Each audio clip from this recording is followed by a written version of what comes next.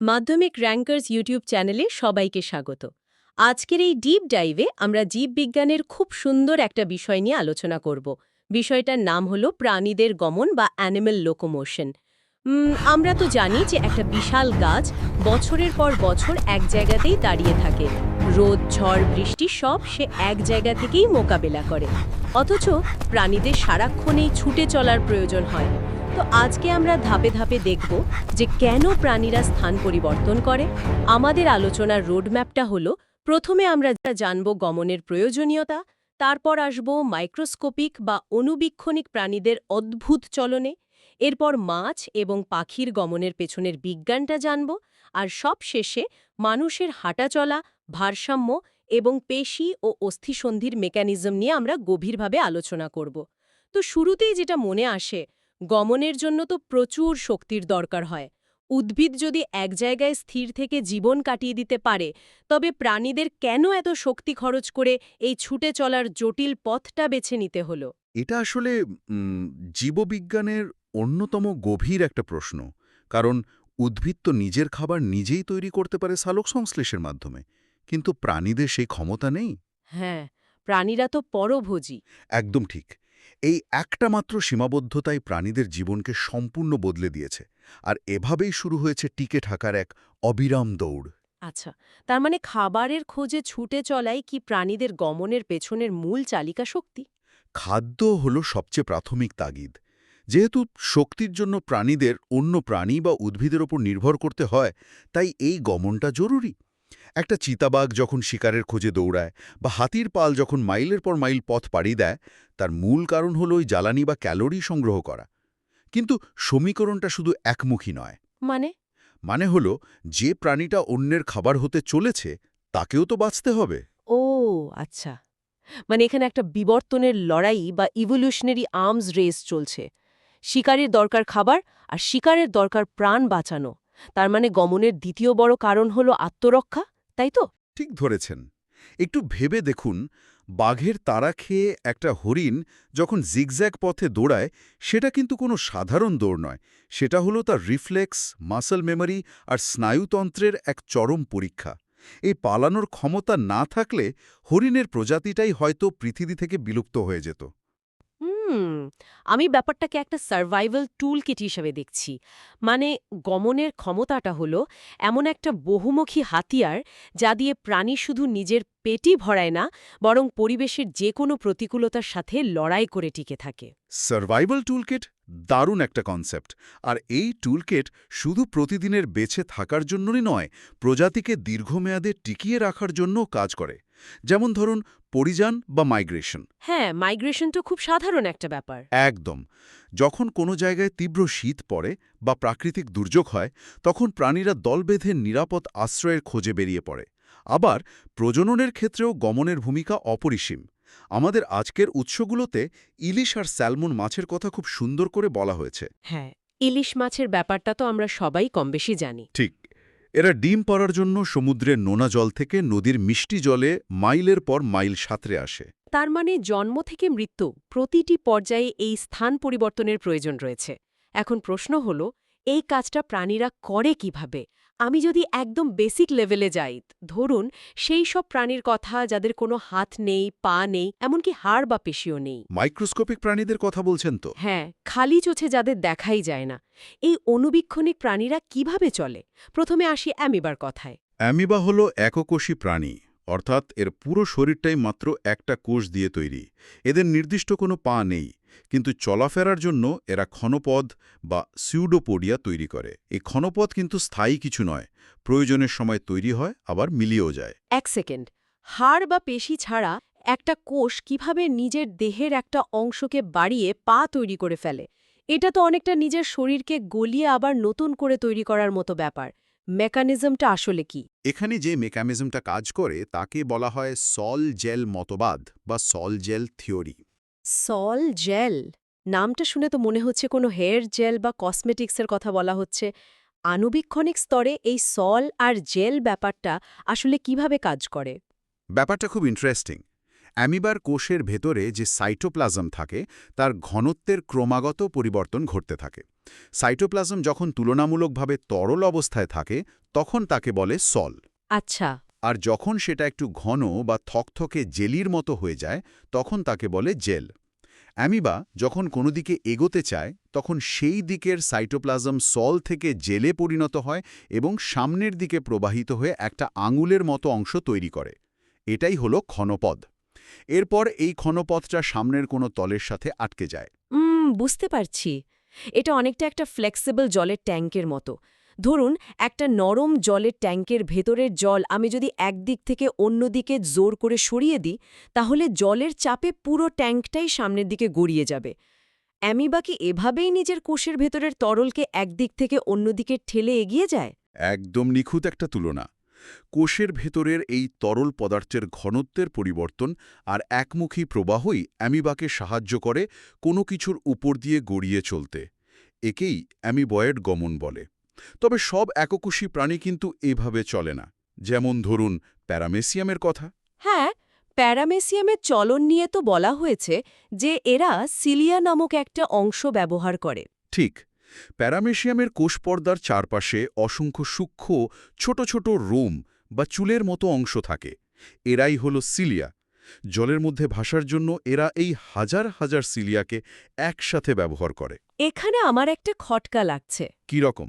অ্যামিবার ক্ষেত্রে তো সে নিজের শরীরের আকৃতি পরিবর্তন করছিল, কিন্তু প্যারামেসিয়ামের এই হাজার হাজার সূক্ষ্ম সিলিয়া একসাথে কাজ করে কিভাবে? এদের তো কোনো মস্তিষ্ক বা সেন্ট্রাল নার্ভাস সিস্টেম নেই যা এই হাজারটা সিলিয়াকে নির্দেশ দেবে। তাহলে জলের মধ্যে এরা এত নিখুঁতভাবে সাঁতার কাটে কি করে? সুশৃঙ্খল এবং ছন্দবদ্ধ, অনেকটা নৌকার দাঁড় টানার মতো। মানে অনেকগুলো দাঁড় একসাথে যেভাবে কাজ করে। একদম। আপনি যদি কোনো পুরনো দিনের বড় নৌকার কথা ভাবেন, যেখানে দুপাশে অনেক মানুষ একসাথে দাঁড় টানে, তারা কিন্তু একই সময়ে একই দিকে বল প্রয়োগ করে। প্যারামেসিয়ামের সিলিয়াগুলো জলের মধ্যে একদিকে সজোরে আঘাত করে, ফলে জলের উল্টো ধাক্কায় প্রাণীটি সামনের দিকে এগিয়ে যায়। এখানে একটা মেটাক্রোনাল রিদম বা তরঙ্গের মতো ছন্দ তৈরি হয়। বাহ, দারুণ। আর ইউগ্লিনার ক্ষেত্রে ব্যাপারটা কেমন? ইউগ্লিনা আবার আরেকটু ভিন্ন পথ বেছে নিয়েছে।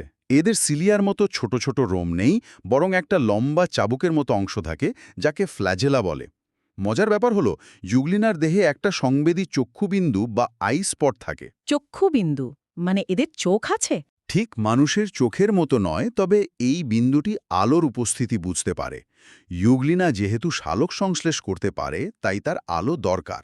ও আচ্ছা, তাই ওই চক্ষুবিন্দুর সাহায্যে সে আলোর উৎসটা শনাক্ত করে?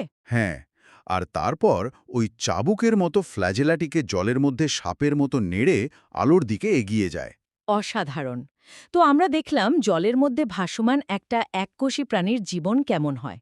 কিন্তু প্রাণী জগৎ তো আর ওই এককোষী স্তরে থেমে থাকেনি। না, একেবারেই না।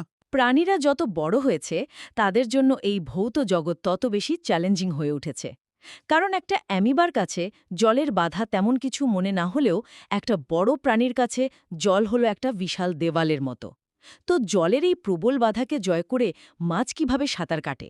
আমি নিশ্চয়ই এখানে শুধু পাখনা নাড়ার চেয়েও আরও গভীর কোনো বিজ্ঞান লুকিয়ে আছে। জলের ঘনত্ব তো বাতাসের চেয়ে প্রায় ৮০০ গুণ বেশি। তাই এই ঘনমাধ্যমের ভেতর দিয়ে এগোতে গেলে প্রচুর শক্তির দরকার হয়। মাছের সাঁতার কাটার ক্ষেত্রে আমরা সাধারণত পাখনার কথাই ভাবি। একটা আদর্শ অস্থিযুক্ত মাছের ৭টি পাখনা থাকে। আচ্ছা, ৭টি পাখনা। হ্যাঁ, বক্ষ পাখনা আর শ্রোণী পাখনা মাছকে জলের গভীরে যেতে বা ভেসে উঠতে সাহায্য করে। পৃষ্ঠপাখনা মাছের দেহের ভারসাম্য বজায় রাখে, যাতে সে জলের তোড়ে উল্টে না যায়। আর পুচ্ছপাখনা বা লেজের পাখনা কাজ করে নৌকার হালের মতো, যা দিক পরিবর্তন করতে সাহায্য করে। ৭টা পাখনা শুনলে মনে হয় যেন একটা অত্যাধুনিক সাবমেরিনের কন্ট্রোল সিস্টেম।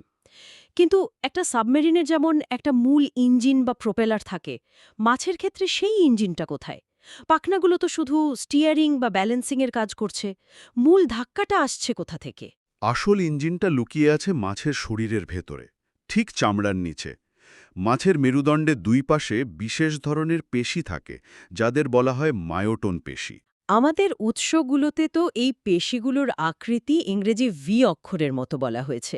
এই বিশেষ আকৃতির কারণ কি? এই ভি আকৃতিটাই হলো বায়োমেকানিক্সের একটা মাস্টারপিস। এই পেশিগুলো মাথা থেকে লেজ পর্যন্ত পরপর সাজানো থাকে। যখন মাছ সাঁতার কাটে তখন মেরুদণ্ডের এক পাশের পেশি সংকুচিত হয় এবং অন্য পাশের পেশি প্রসারিত হয়। আচ্ছা। এই পেশির সংকোচনের ফলে মাছের দেহে একটা তরঙ্গের মতো আন্দোলন তৈরি হয়, যা মাথা থেকে শুরু হয়ে লেজ পর্যন্ত ছড়িয়ে পড়ে। ভি আকৃতি হওয়ার কারণে এই বলটা মাছের মেরুদণ্ড বরাবর খুব নিখুঁতভাবে ডিস্ট্রিবিউট বা ছড়িয়ে যায়। বুঝতে পারছি। অর্থাৎ মাছ যখন লেজ দিয়ে জলে প্রবল জোরে আঘাত করে তখন নিউটনের গতির তৃতীয় সূত্র অনুযায়ী জলও মাছকে সমান আর বিপরীতমুখী ধাক্কা দেয়। আর এই ধাক্কাতেই মাছ সামনের দিকে তীরের মতো ছুটে যায়। একদম ঠিক। তাই পাখনাগুলো হলো কন্ট্রোল সারফেস, আর মায়োটম পেশি হলো সেই শক্তিশালী ইঞ্জিন যা জলকে কেটে মাছকে এগিয়ে নেয়। অগত বুঝলাম, কিন্তু জলের চেয়েও বড় চ্যালেঞ্জ বোধহয় বাতাস। কারণ মাছকে তো আর মাধ্যাকর্ষণ শক্তির বিরুদ্ধে লড়াই করে ভেসে থাকতে হয় না। জলের প্লবতা তাকে সাহায্য করে। কিন্তু একটা পাখি যখন আকাশে ওড়ে, তাকে একই সাথে গ্র্যাভিটির বা অভিকর্ষের প্রবল টান উপেক্ষা করতে হয়, আবার সামনের দিকে এগোতেও হয়। পাখির ওড়ার ক্ষেত্রে এই জাদুটা কিভাবে কাজ করে? পাখির উড্ডয়ন বা ওড়ার মেকানিজম আসলেই প্রকৃতির অন্যতম জটিল ইঞ্জিনিয়ারিং। পাখির সামনের দুটো পা বা অগ্রপদ বিবর্তনের ধারায় ডানায় রূপান্তরিত হয়েছে, আর এই ডানায় এবং লেজে রয়েছে বিশেষ এক ধরনের পালক।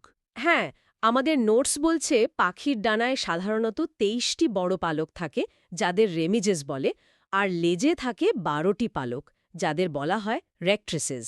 হ্যাঁ, কিন্তু আমার প্রশ্ন হলো, আমি যদি আমার ২ হাতে অনেকগুলো পালক বেঁধে নিই আর পাখির মতো হাত নাড়ি, আমি তো উড়তে পারবো না। তাহলে পাখির ওড়ার ক্ষেত্রে আসল রহস্যটা কি? হুম, পালক তো শুধু সারফেস এরিয়া বা তল তৈরি করে। পালককে আপনি একটা উড়োজাহাজের ডানার বাইরের কাঠামোর সাথে তুলনা করতে পারেন। আচ্ছা।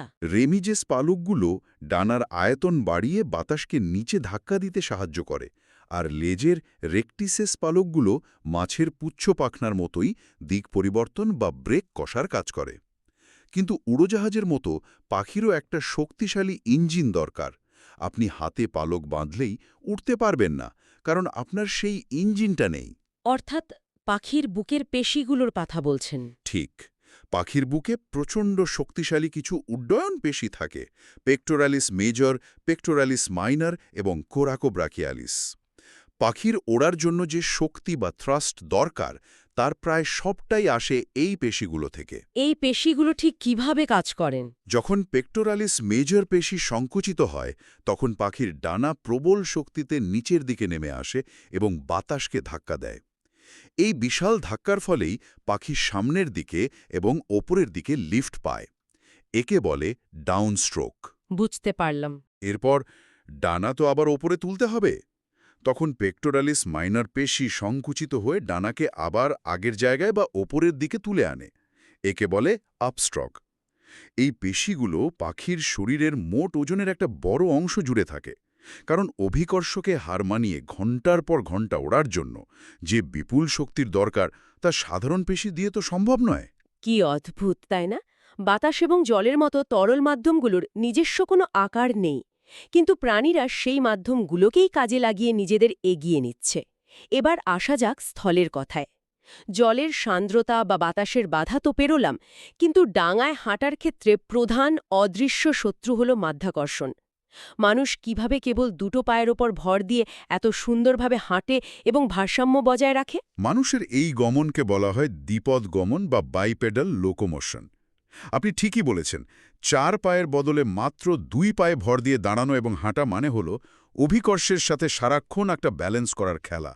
বায়োমেকানিক্সের ভাষায় মানুষের হাঁটা হলো এক ধরনের নিয়ন্ত্রিত পতন বা কন্ট্রোলড ফলিং। নিয়ন্ত্রিত পতন কথাটা শুনতে একটু অদ্ভুত লাগছে। ভেবে দেখুন, আমরা যখন পা ফেলি তখন আমরা আমাদের শরীরের ভরকেন্দ্র বা সেন্টার অফ গ্র্যাভিটিকে সামনের দিকে ঝুঁকিয়ে দিই। অর্থাৎ আমরা এক প্রকার সামনের দিকে পড়েই যেতে থাকি। হ্যাঁ, ঠিক।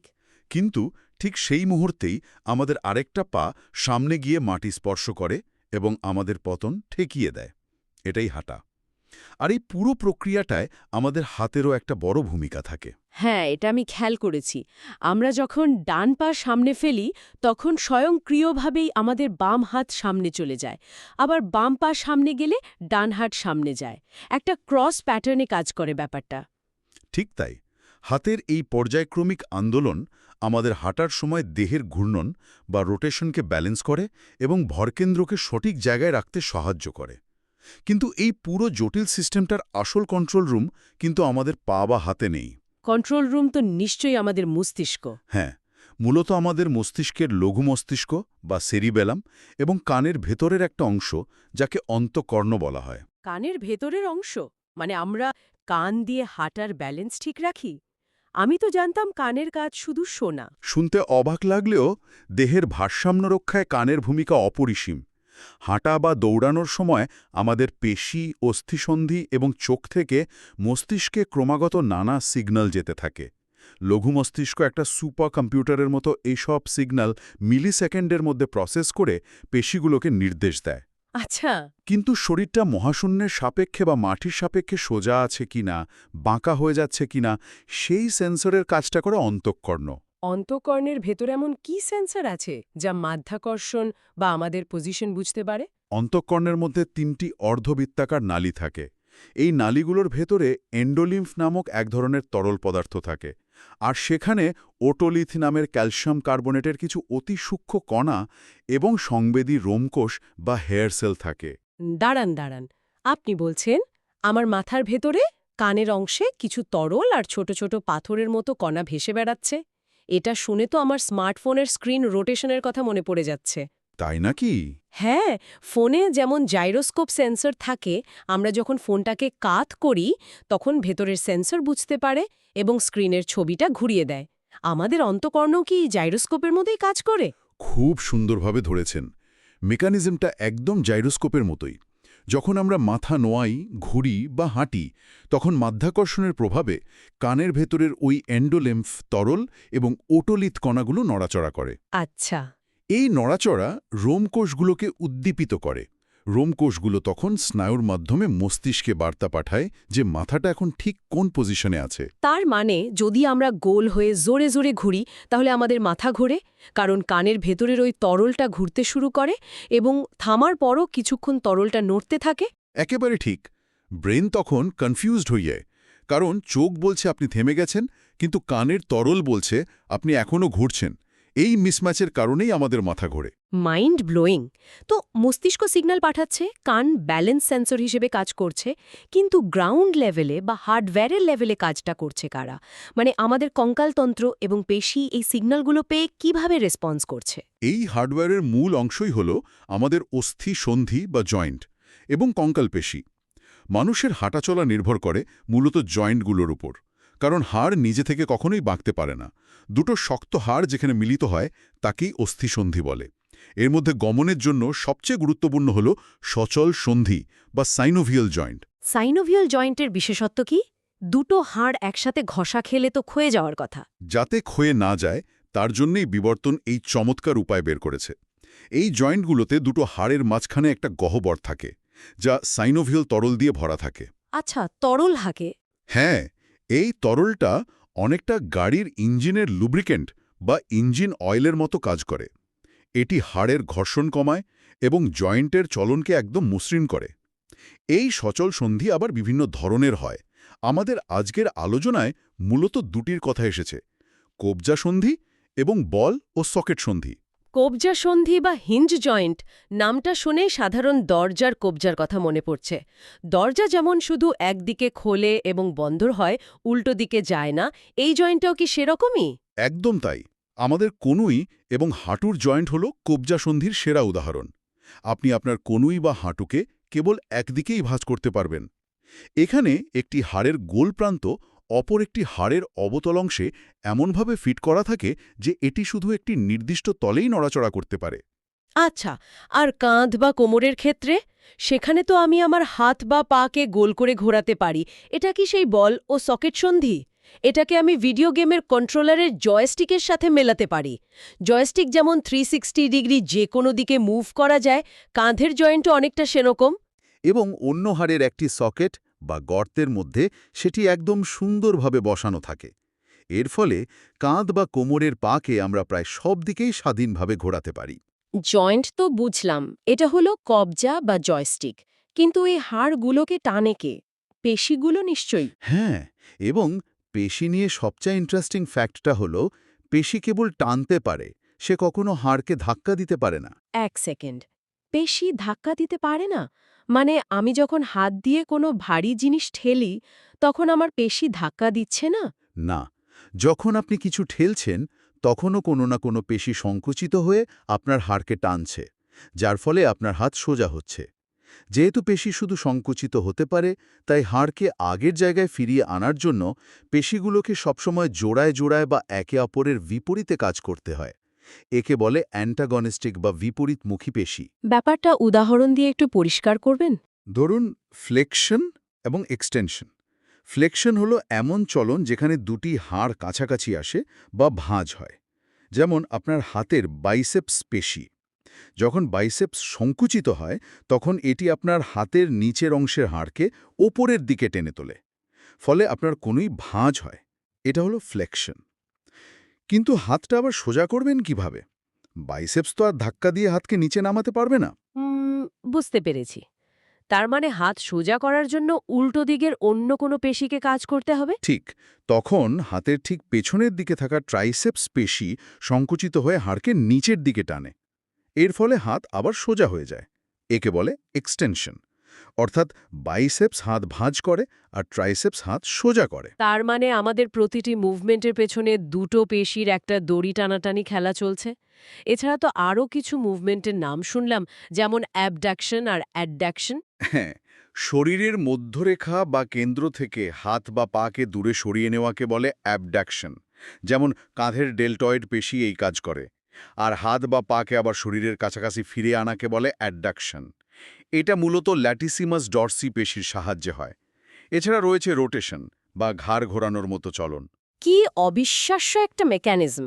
তো আজকের এই পুরো আলোচনাটা যদি আমরা এক জায়গায় নিয়ে আসি, তাহলে দেখা যাচ্ছে একক কোষী অ্যামিবার ভেতরের সাইটোপ্লাজমের ঘনত্বের সামান্য পরিবর্তন থেকে শুরু করে জলের নিচে মাছের ইঞ্জিনরূপী মায়োটোম পেশি, বাতাসের বাধা জয় করতে পাখির শক্তিশালী উড্ডয়ন পেশি এবং পরিশেষে মানুষের শরীরের এই জটিল অস্থিসন্ধি ও বিপরীতমুখী পেশির যুগলবন্দি, সবকিছুই এক সুতোয় গাঁথা। গমনের প্রতিটি ধরনই প্রকৃতির এক অনবদ্য ইঞ্জিনিয়ারিং। ঠিক বলেছেন। আর এত জটিল সব ডিজাইনের পেছনের কারণ কিন্তু একটাই, টিকে থাকা। খাবার সংগ্রহ করা, শত্রুর হাত থেকে বাঁচা এবং বংশবিস্তার করে প্রজাতিকে পৃথিবীতে টিকিয়ে রাখা। এটাই হলো প্রাণীদের গমনের মূল কথা। একদম। আমাদের আজকে ডিপ ডাইভ আমরা এখানে শেষ করব। তবে যাওয়ার আগে একটা ছোট্ট কিন্তু দারুণ বিষয় সবার ভাবার জন্য রেখে যেতে চাই। একটু আগেই আমরা জানলাম জলের মধ্যে চলাফেরার জন্য এক কোষী প্যারামেশিয়াম তার শরীরের পাশে থাকা সূক্ষ্ম সিলিয়ার মতো অংশ ব্যবহার করে। আবার মানুষের শরীরের ক্ষেত্রে আমরা দেখলাম আমাদের সোজা হয়ে হাঁটার ব্যালেন্স ঠিক রাখার জন্য কানের ভেতরেও সেই একই রকমের সূক্ষ্ম হেয়ার সেল বা রোমকোষ তরলের মধ্যে নাড়াচাড়া করে মস্তিষ্ককে সিগন্যাল পাঠায়।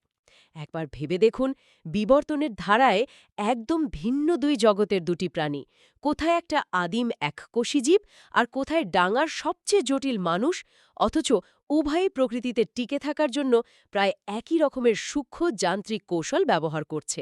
অবিশ্বাস্য। এক জায়গায় সেটা কাজ করছে সাঁতার কাটার দাঁড় হিসেবে, আর অন্য জায়গায় সেটা কাজ করছে পজিশন সেন্সর হিসেবে। হ্যাঁ, প্রকৃতি কিভাবে কোটি কোটি বছর ধরে তার সফল ডিজাইনের পুনর্ব্যবহার করে চলেছে, এটা আসলেই অবাক করার মতো। আজকের মতো আমাদের আলোচনা এখানেই শেষ হচ্ছে। পড়ে থাকা বিষয়গুলো নিয়ে আমরা এভাবেই বিস্তারিত জানব। পরে ক্লাসে আবার দেখা হবে।